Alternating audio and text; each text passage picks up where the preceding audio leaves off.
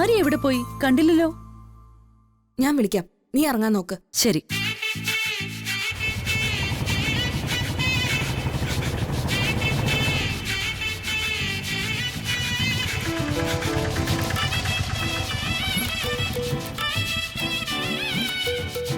അതാരാ?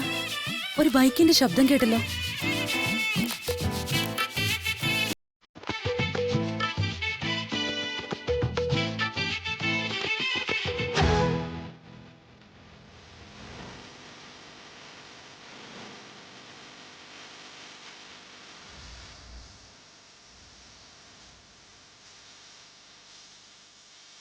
അച്ചൂട്ടൻ ഇവിടെ നിന്നോ, ഞാൻ പോയി നോക്കിയിട്ട് വരാം. ആരോ പുറത്ത് വന്നിട്ടുണ്ടോ ചേച്ചി? 1-2 വണ്ടികൾ വരുന്ന ശബ്ദം കേട്ടു. ശരി ശരി, നോക്കാം നമുക്ക്. മുൻവാതിൽ അടച്ചിട്ടില്ലേ? ആ അതെ.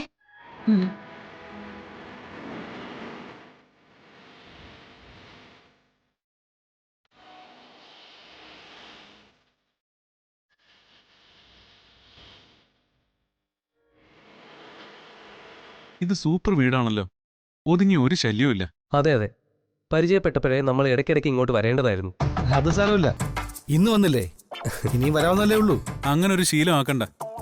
ഇന്നിപ്പോ നമ്മൾ വന്നതേ അവരെ വീട്ടിലേക്ക് ക്ഷണിക്കാനാ, നമ്മളിവിടെ കയറി താമസിക്കാനല്ല.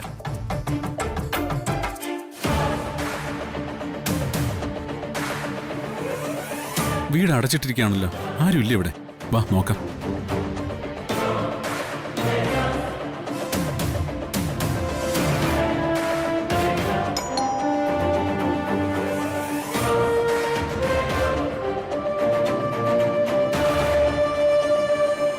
ഇവിടെ നിൽക്ക്, ഞാൻ പോയി നോക്കാം.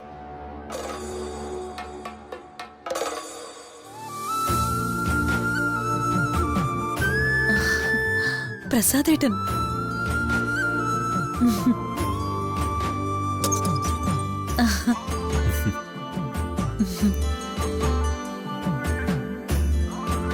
എന്താടോ ഇത്? അവധിയായതുകൊണ്ടാണോ എല്ലാരും വീടും പൂട്ടി അകത്തിരിക്കുന്നത്? ഏയ്, ഞങ്ങള് വെറുതെ ഒരിടത്തേക്ക് ഇറങ്ങാൻ തുടങ്ങുമായിരുന്നു. പ്രസാദേട്ടൻ വാ, അകത്തോട്ടിരിക്കാം. ആദ്യമായിട്ടല്ലേ ഇവിടേക്ക് വരുന്നത്?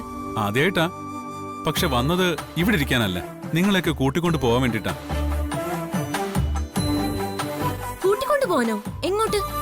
ഞങ്ങളുടെ വീട്ടിലേക്ക്. ഇന്ന് അവിടെയാ എല്ലാവരുടെയും ദീപാവലി ആഘോഷം. അവിടെയോ? നിങ്ങളോട് ആര് പറഞ്ഞു ഞങ്ങൾ അങ്ങോട്ടേക്ക് വരുന്നെന്ന്? ആരും പറഞ്ഞില്ല, ഞങ്ങളങ്ങ് തീരുമാനിച്ചതാ. അതിനുവേണ്ടി അച്ചൂട്ടന് ഒരുപാട് പടക്കങ്ങളും കമ്പിത്തിരിയും മത്താപ്പും കൊരവപ്പൂവും തറച്ചക്രവും കുടച്ചക്രവും ഒക്കെ വാങ്ങി വെച്ചിട്ടുണ്ട് ഞങ്ങള്. ആണോ? എന്നാ പോവാ നമുക്ക്. അമ്മേ, നമുക്കിന്ന് സീതമാൻഡിയുടെ വീട്ടിൽ പോണ്ട, ഈ അങ്കിൾമാരുടെ വീട്ടിൽ പോയാ മതി. അച്ചൂട്ടാ, നീ എന്താ ഈ പറയുന്നേ? അങ്ങനെ എല്ലാവരുടെയും വീട്ടിൽ കയറി ശല്യം ചെയ്യാൻ പറ്റുമോ നമുക്ക്? അത് തെറ്റ്. ഞങ്ങളുടെ വീട് എല്ലാവരുടെയും വീടല്ല. നിങ്ങൾ വരുന്നത് ശല്യവും അല്ല, മറിച്ച് സന്തോഷം മാത്രമാണ്. നമ്മൾ പരസ്പരം അന്യരായി കാണാതിരുന്ന മാത്രം മതി. കറക്റ്റ്. എനിക്കും അതാ ഇപ്പൊ തോന്നുന്നേ. രണ്ടു കൂട്ടരും പരസ്പരം അന്യരായി കാണാതിരിക്കുക. പ്രത്യേകിച്ച് ഒരുമിച്ച് ജോലി ചെയ്യുന്നവരല്ലേ നിങ്ങള്. അഞ്ജലി ആ വീട്ടിൽ പോയിട്ടുമുണ്ട്. പിന്നെന്താ, ഒരു വിശേഷ ദിവസമായിട്ട് ഇന്ന് അങ്ങോട്ട് പോയാൽ? പക്ഷെ ഞങ്ങള് സീതമ്മയുടെ വീട്ടിലേക്ക്. സീതമ്മയുടെ വീട് അവിടെ തന്നെ ഉണ്ടല്ലോ. നാളെയും വരാം, മറ്റന്നാളും വരാം. പക്ഷേ പ്രസാദ് സാറിന്റെ ക്ഷണം ആദ്യമായിട്ടാ. അത് വേണം പ്രധാനമായിട്ട് അനുസരിക്കാൻ. പക്ഷെ സീതമ്മ. ഒരു പക്ഷിയില്ല, കിക്ഷയില്ല. ഇത് വെറും സീതമ്മയല്ല, അമ്മ സീതമ്മ പറയുന്നതാണെന്ന് കരുതിയാൽ മതി. അപ്പോ ആദ്യമായി വീട്ടിൽ വന്ന അതിഥികൾക്ക് ഒരു ഗ്ലാസ് ചായ കൊടുക്കാം. അത് കഴിഞ്ഞ് നിങ്ങൾക്ക് അങ്ങോട്ടുള്ള യാത്ര. എല്ലാവരും അകത്തേക്ക് വാ. വരൂ. എന്താ, പ്രസാദേട്ടൻ വീട്ടിൽ കയറുന്നില്ലേ? കയറാം, പക്ഷെ അതിനു മുമ്പ് ഒരു സംശയം.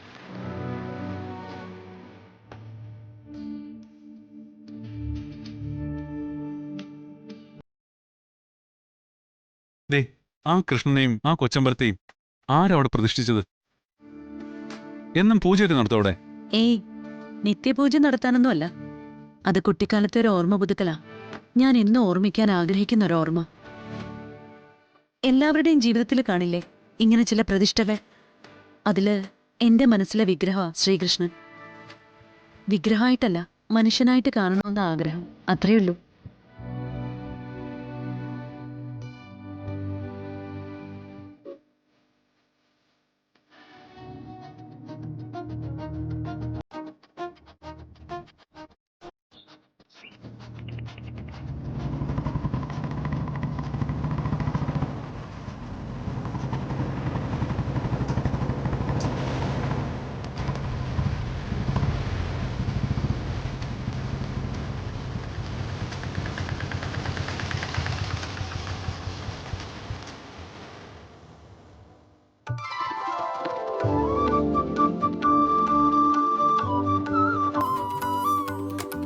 വാ.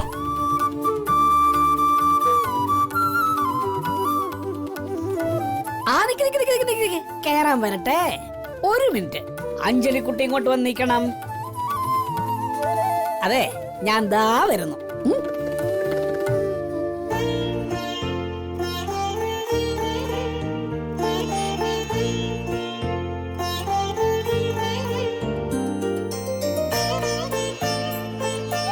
ഇന്നൊരു നല്ല ദിവസമല്ലേ, ദീപാവലിയുടെ സുദിനം. അതുകൊണ്ട് ഉത്തരവാദിത്തമുള്ള ഒരാളെന്ന നിലയിൽ ഇവിടെ പൂജ നടത്താനും ആഘോഷങ്ങളിൽ പങ്കുകൊള്ളാനും വന്ന അഞ്ജലിക്കുട്ടിയെയും ഫാമിലിയെയും ആരതി ഒഴിഞ്ഞ് സ്വീകരിക്കുന്നു.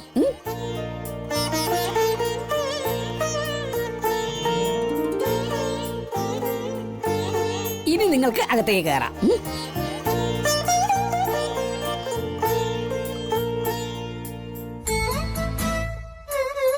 പുഷ്പചേട്ടാ, ഒരു മിനിറ്റ്.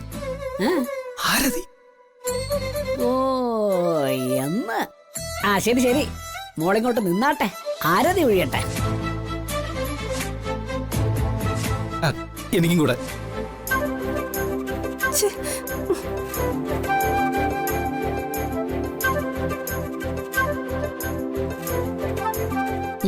കേറിക്കോ.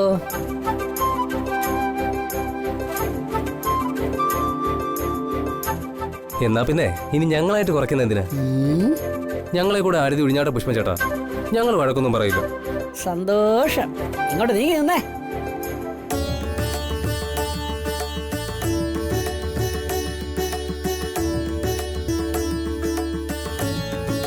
ആ കേറാം.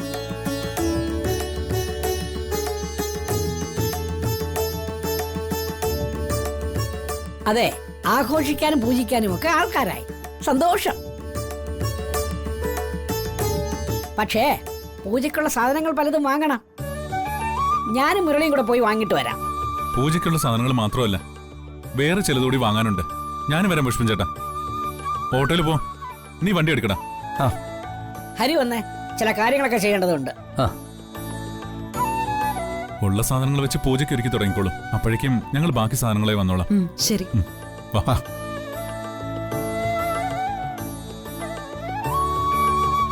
അപ്പൊ നമുക്ക് തുടങ്ങിയാലോ?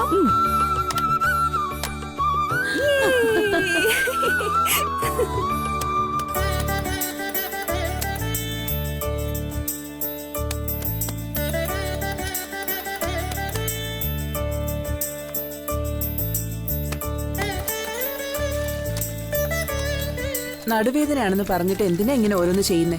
എങ്കിൽ പിന്നെ എന്നെ സഹായിക്കാൻ വിളിക്കേണ്ട കാര്യമൊന്നുമില്ലല്ലോ. ഇന്നൊരു ദിവസം നിന്നെ സഹായിക്കാൻ കിട്ടിയെന്ന് വെച്ച് എന്നോ അത് പറ്റില്ലല്ലോ. നടുവേദനയും തലവേദനയൊക്കെ അവിടെ കിടക്കും. നമ്മളാൽ കഴിയുന്നത് നമ്മൾ ചെയ്തേ പറ്റൂ. അല്ല, ഇന്നല്ലേ നിന്റെ അമ്മയെ ഡോക്ടറെ കാണിക്കേണ്ട ദിവസം? അപ്പൊ അമ്മയുടെ കൂടെ ആര് പോവും? ഓ, മരുമോൻ ദുബായിലായതുകൊണ്ട് മൂത്ത മോളെ ഇവിടെ കൊണ്ട് നിർത്തിയിട്ടുണ്ട്. അവള് പൊയ്ക്കോളും അമ്മയുടെ കൂടെ. ഓ, സുമയുണ്ടല്ലേ ഇവിടെ? അവക്ക് മക്കളെത്ര ഇപ്പോ? രണ്ടെണ്ണം കൂടെ വീടെടുത്ത് മറിക്കും രുക്മിണി. കുരുത്തക്കേടിന് അങ്ങേ അറ്റമാ. എന്നാലും ഇപ്പൊ ഒരു ദിവസം പിള്ളേരെ വീട്ടിലില്ലെങ്കിൽ വീട് ഉറങ്ങിപ്പോകുന്ന മട്ട. ഈ പ്രായത്തിൽ ഇതൊക്കെയല്ലേ നമ്മുടെ സന്തോഷം. അത് ശരിയാ. വീടായാൽ 1-2 കുട്ടികളൊക്കെ വേണം, എന്നാലേ ഒരു അനക്കമൊക്കെ കാണുള്ളൂ. അതെ അതെ. അല്ല, ഇവിടത്തെ കാര്യങ്ങളൊക്കെ എങ്ങനെയായി? മൂത്ത മോൻ പെണ്ണുകൊണ്ട് വന്നില്ലല്ലോ ഇതുവരെ. ഇല്ലെന്നേ, അതാ വല്ലാത്തൊരു വിഷമം. അതെന്താ കാര്യം? വയസ്സ് 10-25 കഴിഞ്ഞില്ലേ? ഇനി വെച്ച് താമസിച്ചാൽ പിള്ളേരെ വഴിപിഴച്ച് പോകുവേ രുക്മിണി. നമ്മൾ വേണം ഇതിനൊക്കെ മുൻകൈ എടുക്കാൻ. പറയാത്തോണ്ടല്ലെന്നേ, അവൻ എന്തൊക്കെയോ ബിസിനസ്സുകളുണ്ട്. അതൊക്കെ ഒന്ന് പച്ച പിടിച്ചിട്ട് മതി കല്യാണം എന്ന അവന്റെ തീരുമാനം. അത് തെറ്റ്. ഒറ്റയ്ക്ക് നടക്കുന്നവന്റെ ബിസിനസ് ഒന്നും അത്ര പെട്ടെന്ന് പച്ച പിടിക്കില്ല. അതിനൊരു കല്യാണം നടക്കണം, എങ്കിലേ ഒരു ജീവിതമായി എന്ന് പറയാൻ പറ്റൂ. നീ അവനോട് പറ, എങ്കിലും നിർബന്ധിച്ചിട്ടാണെങ്കിൽ നിർബന്ധിച്ചിട്ട് അവനെ കൊണ്ടൊരു പെണ്ണ് കെട്ടിക്കാൻ നോക്ക്. കാലം പിഴച്ചാൽ കല്യാണം പിഴയ്ക്കുമെന്നാ പണ്ടുള്ളവര് പറയുന്നത്. സൂക്ഷിച്ചാൽ നിനക്കും ചേട്ടനും കൊള്ളാം. രുക്മിണി, എന്തോ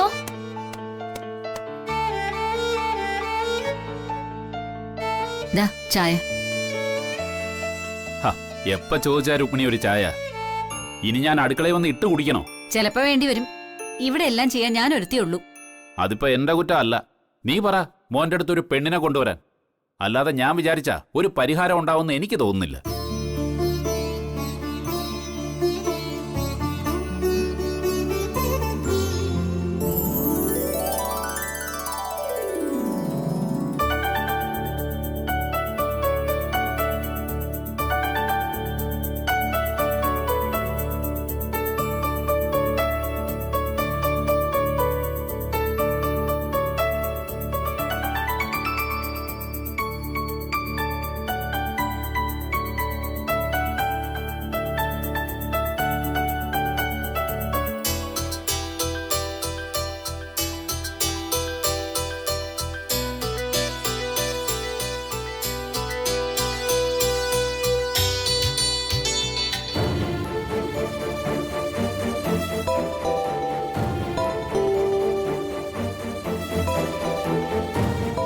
അമ്മ എന്നാണല്ലോ ഡിസ്പ്ലേ.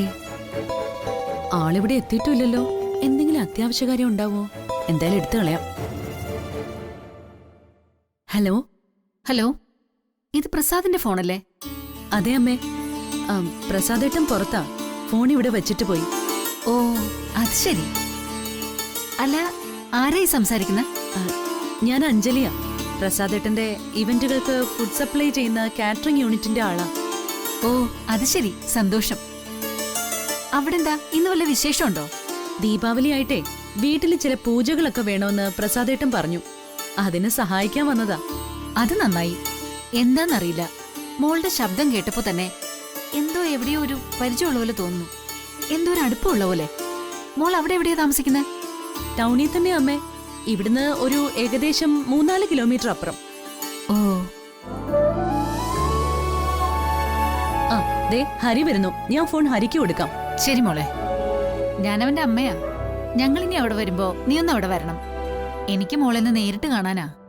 വരാം അമ്മേ. ആ ഫോൺ ഞാൻ ഹരിക്ക് കൊടുക്കാണേ. അമ്മയാ.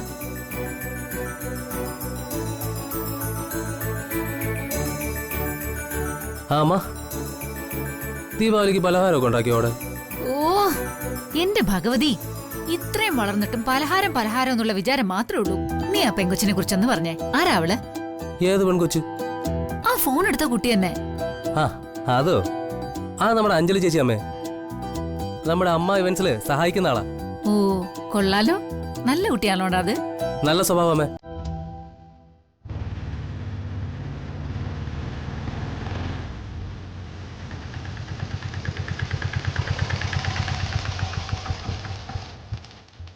നല്ല തങ്കപ്പെട്ട പാചകമാണമ്മേ.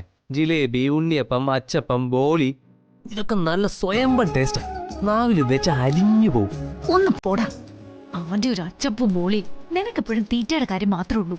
ഞാൻ ചോദിച്ചത് ആ കുട്ടിയുടെ സ്വഭാവത്തെ കുറിച്ചാ. നല്ല അടുക്കോ ഒതുക്കോ ഒക്കെയുള്ള കുട്ടിയാണോന്നാ ഞാൻ ഉദ്ദേശിച്ചേ. അതേമാ, നല്ല സ്വഭാവമാ. ഞങ്ങൾ വലിയേട്ടനുമായി ആളെയൊന്നും അടുപ്പിച്ചോണ്ടിരിക്കുക. ആരെയാണോ അടുപ്പിച്ചോണ്ടിരിക്കുന്നേ? ആരെ ഫോണില്? അത് പിന്നെ പൂജയ്ക്കുള്ള സാധനങ്ങൾ അടുപ്പിക്കുന്ന കാര്യം പറഞ്ഞോണ്ടിരിക്കുവായിരുന്നു. അമ്മയാ? അമ്മേ, ഞാൻ വലിയേട്ടന് ഫോൺ കൊടുക്കാമേ. ആ കൊടുക്ക്, ചോദിക്കട്ടെ. ആ അമ്മേ, എന്തുണ്ട് വിശേഷമൊക്കെ? ആ ഇവിടെ നല്ല വിശേഷമാ. അവിടെ നിനക്കോ? ഇവിടെ നല്ല വിശേഷമാണ്. നല്ല വർക്കുകൾ വരുന്നുണ്ട്. പിന്നിതാ ഇന്ന് ഞങ്ങൾ ദീപാവലി പൂജയ്ക്കുള്ള ഒരുക്കത്തിലാ. ആ അറിഞ്ഞു. ഞാനേ നിന്റെ ആ അഞ്ജലി മോളോട് സംസാരിച്ചു. നല്ല സംസാരാ കുട്ടിയുടെ. എന്റെ അഞ്ജലി മോളോ? അതെ, വേണ്ടാത്ത വിചാരം ചിന്തയൊന്നും വേണ്ട. ആ കുട്ടിയെ ഞങ്ങളുടെ ഇവന്റിന് മുഴുവൻ ഫുഡ് തരുന്നത്. അതാണ് ബന്ധം. ശരി ശരി, ആയിക്കോട്ടെ. തൽക്കാലം പൂജയൊക്കെ നടക്കട്ടെ, ഞാൻ വിളിച്ചോളാം. ഹലോ അമ്മേ. ചേടാ, ഇതെന്തിനാ വിളിച്ചെന്ന് പറഞ്ഞില്ലല്ലോ. അഞ്ജലി, അഞ്ജലി കൃഷ്ണപ്രസാദ്. പേരിലൊരു ഐശ്വര്യമൊക്കെ ഉണ്ട്. എന്റെ ഭഗവതി, അവന്റെ മനസ്സിൽ രാധയെ മറക്കാൻ ഈ അഞ്ജലി ഉപകാരപ്പെടണേ. ഉടനെ അവിടെ നേരിട്ട് ചെന്നിട്ട് വേണം രണ്ടിനെ തമ്മിൽ കൂട്ടിക്കെട്ടാൻ.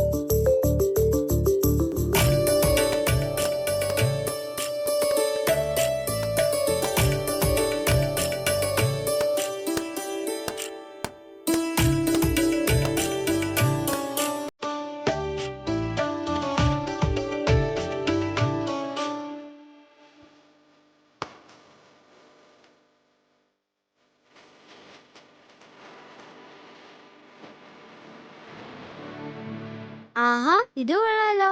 അവിടെ അമ്മയുടെ അടുത്തും കൃഷ്ണന്റെ ബൊമ്മയുണ്ടല്ലോ. ഇവിടെ ഒറ്റയ്ക്ക് രാധയുടെ ബൊമ്മ.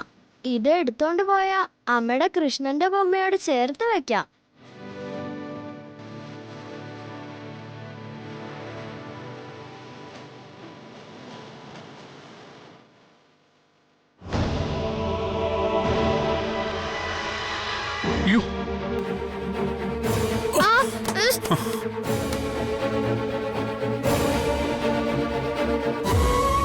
സോറി അങ്കിൾ, അത് നിലത്ത് വീഴുമെന്ന് കരുതിയില്ല ഞാൻ.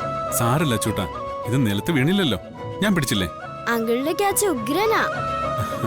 അങ്കിള് പണ്ട് ക്രിക്കറ്റ് കളിക്കുമായിരുന്നല്ലേ? ക്രിക്കറ്റ് അല്ല, ഞങ്ങളൊക്കെ കളിച്ചിരുന്ന തലപ്പന്താ. തലപ്പന്തോ?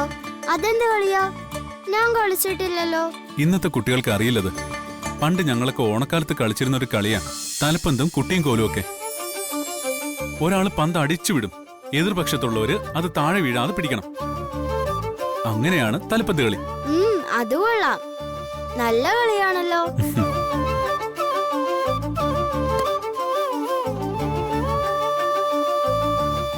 പിന്നെ അങ്കിളെ, ഈ ബൊമ്മ എനിക്ക് തരാവോ? വീട്ടിൽ കൊണ്ടുപോവാനാ. അയ്യോ ഇല്ല ചൂട്ടാ, ഇത് മാത്രം അങ്കിളിനോട് ചോദിക്കരുത്, തരില്ല. അതെന്താ? അങ്കിളിന് ഈ ബൊമ്മയോട് അത്രയ്ക്ക് ഇഷ്ടമാണോ അപ്പം? അതെ മോനെ, അങ്കിളിന്റെ ജീവൻ തന്നെ ഈ ബൊമ്മയിലായിരിക്കുന്നത്. കള്ളം. സത്യം. അങ്കിളിന്റെ ജീവന്റെ ജീവനായ ഒരാളുടെ ഓർമ്മയിരിക്കുന്ന ബൊമ്മയായത്. എന്നാ അങ്കിള് തന്നെ വെച്ചോ, എനിക്കൊന്നും വേണ്ട.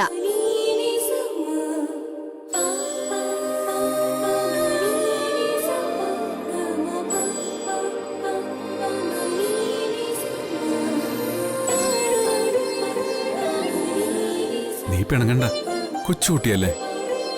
നീ എനിക്ക് എന്താണെന്ന് അവൻ അറിഞ്ഞൂടാത്തോണ്ടാ.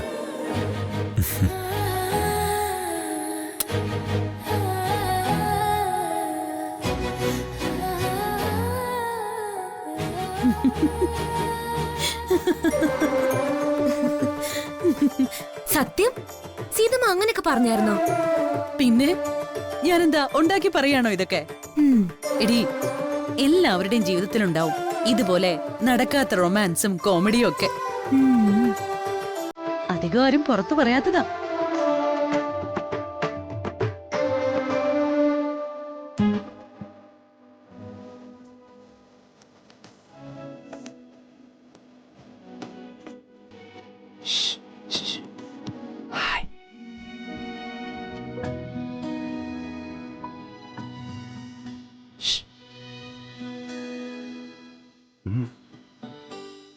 വാ, അതൊന്നും കുഴപ്പമില്ല. വാ, ഒരു കാര്യമുണ്ട്, പ്ലീസ് പോവാ. വാ.